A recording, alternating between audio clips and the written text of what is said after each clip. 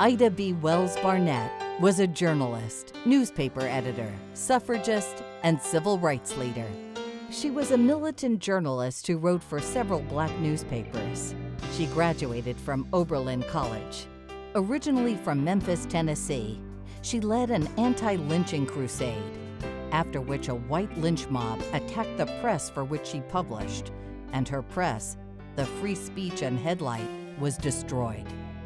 Threats to her life forced her to move to Chicago, where she worked for the Chicago Conservator newspaper, edited by Ferdinand Barnett, whom she married in 1895. Also in that year, she published a book, The Red Record, detailing the atrocities of lynching.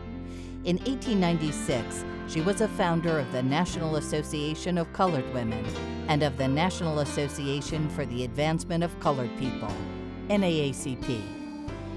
A supporter of women's suffrage, she founded the Alpha Suffrage Club for African American women, the first suffrage club for black women. She marched in the 1913 suffrage parade in Washington, D.C., but refused to march at the back of the parade as other black women did.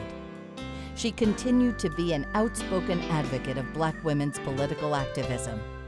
The Turning Point Suffrage Memorial Association is building a national memorial to American suffragists. The memorial will honor these brave women and provide awareness and education about how their courage, methods, and commitment led to the passing of the 19th Amendment to the Constitution. To get involved, visit suffragistmemorial.org.